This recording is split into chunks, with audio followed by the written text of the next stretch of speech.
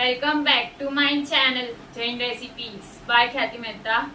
Friends, પુડલા સેન્ડવિચની recipe તો મેં તમારી સાથે પહેલા બી શેર કરી છે, પણ મેં વિચાર્યું ચલો આજે એમાં એક નવું વેરિએશન લઈ આવીને મેક્સિકન સ્ટાઇલમાં પુડલા સેન્ડવિચ બનાવીએ, જે બહુ જ ડેલિશિયસ અને યમ્મી બને છે. તો ચલો ફ્રેન્ડ્સ, આપણે મેક્સિકન પુડલા સેન્ડવિચ બનાવવાનું સ્ટાર્ટ કરીએ હવે. જો તમને મારી આજની બતાવેલી રેસીપી ગમે તો મારી ચેનલને સબસ્ક્રાઈબ જરૂરથી કરજો અને સાથે સાથે બેલ આઇકન પર પણ ક્લિક કરજો. મેક્સિકન પુડલા સેન્ડવિચ બનાવવા માટે સૌથી પહેલાં આપણે પુડલાનું બેટર રેડી કરશું, જેની માટે મેં અહીંયા એક મોટા બોલમાં બેસન લીધું છે. પુડલા સેન્ડવિચ માટે બ્રેડને બેટરમાં ડીપ કરવાનું છે, માટે એક પોળા વાસણમાં જ બેસન લેવું.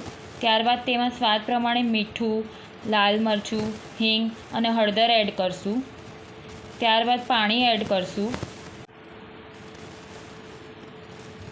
જરૂરિયાત પ્રમાણે પાણી લેતા જશું ને મિક્સ કરતા જશું ને આવું મીડિયમ થીક બેટર રેડી કરશું. બેટરને પ્રોપરલી મિક્સ કરતા રહેવાનું છે, જેથી કરીને તેમાં લમ્પ્સ ન રહે.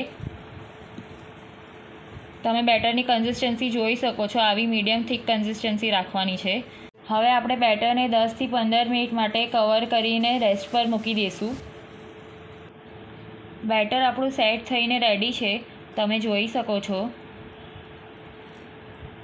હવે આપણે સેન્ડવિચ બનાવવાનું સ્ટાર્ટ કરીએ, જેની માટે મેં અહીંયા એક નોનસ્ટિક લોઢી લીધી છે, જેને ઘીથી ગ્રીસ કરી લઈશું.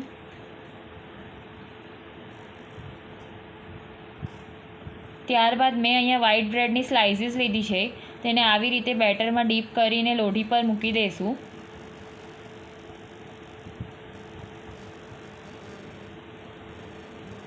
આવી રીતે બ્રેડની બીજી સ્લાઇસ પણ ડીપ કરીને લોઢી પર મૂકી દઈશું. 2 મિનિટ એમ જ રહેવા દઈશું, જેથી કરીને બ્રેડના ઉપર જે બેટર છે તે થોડું કૂક થઈ જાય, તો આપણે એના પર સારી રીતે વેજીટેબલ પાથરી શકીએ. વેજીટેબલમાં મેં અહીંયા ગ્રીન અને પર્પલ કેબેજ લીધી છે, જેને આવી રીતે પતલી અને લાંબી ખમણી લીધી છે, અને રેડ અને ગ્રીન કેપ્સિકમ લીધા છે, જેને આવા લાંબા અને પતલા કટ કરી લીધા છે.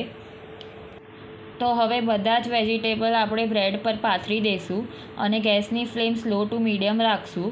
ત્યારબાદ બધા મસાલા લઈ લઈશું. ચાટ મસાલો, મેક્સિકન મસાલો, ઓરિગેનો, મિક્સ હર્બ્સ અને ચીલી ફ્લેક્સ. ફ્રેન્ડ્સ, જો તમને મારી બતાવેલી રેસીપી ગમે તો મારી ચેનલને લાઇક, શેર અને સબસ્ક્રાઈબ જરૂરથી કરજો, અને સાથે સાથે બેલ આઇકન પર પણ ક્લિક કરજો અને મને કમેન્ટ કરીને જણાવજો રેસીપી કેવી લાગી.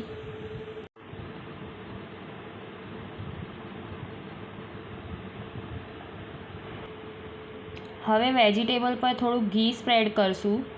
ઘી થોડુંક આગળ પડતું એડ કરવાનું છે, જેથી કરીને બ્રેડ ટર્ન કરતી વખતે વેજીટેબલ લોઢી પર ચોંટી ન જાય. આવી રીતે હળવે હાથેથી તાવીતાથી વેજીટેબલ થોડાક પ્રેસ કરવા, જેથી કરીને તે પ્રોપરલી બ્રેડ પર સેટ થઈ જાય. હવે 3થી 4 મિનિટ જેટલો સમય થઈ ગયો છે. સેન્ડવિચની નીચેની સાઈડ કૂક થઈ ગઈ છે, તો હવે આપણે બ્રેડને ટર્ન કરી લઈએ.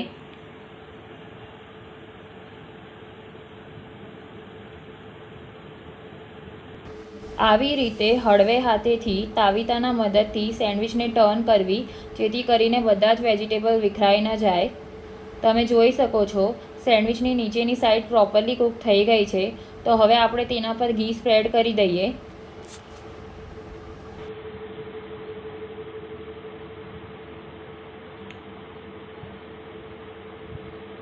સેન્ડવિચના ફરતે પણ થોડુંક ઘી સ્પ્રેડ કરી દઈએ.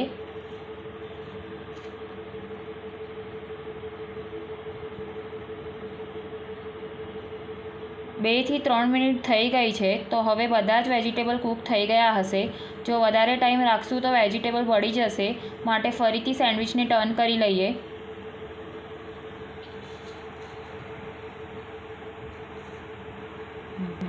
ટર્ન કર્યા બાદ આ જે વેજીટેબલ થોડાક નીકળી ગયા છે, તેને ફરીથી સેન્ડવિચ પર ગોઠવી દઈશું. ત્યારબાદ એના પર થોડી કોથમરી એડ કરશું.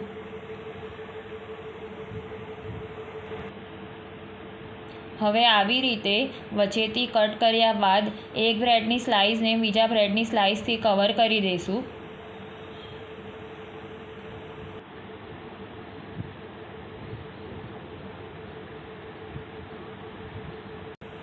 તમે જોઈ શકો છો બધી જ બાજુથી સેન્ડવિચ પ્રોપરલી કૂક થઈ ગઈ છે. તમે જોઈ શકો છો સેન્ડવિચ કેટલી ડેલિશિયસ અને યમી બની છે તે. હવે આપણે સેન્ડવિચને ચોપિંગ બોર્ડ પર લઈ લઈશું ને તેને કટ કરી લઈએ.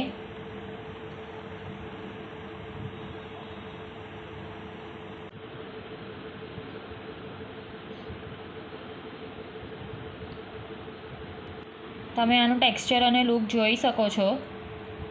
આપણે જે બેસનનું બેટર રેડી કર્યું તો એમાંથી હજી આવી બીજી 2 સેન્ડવિચ બનીને રેડી થશે.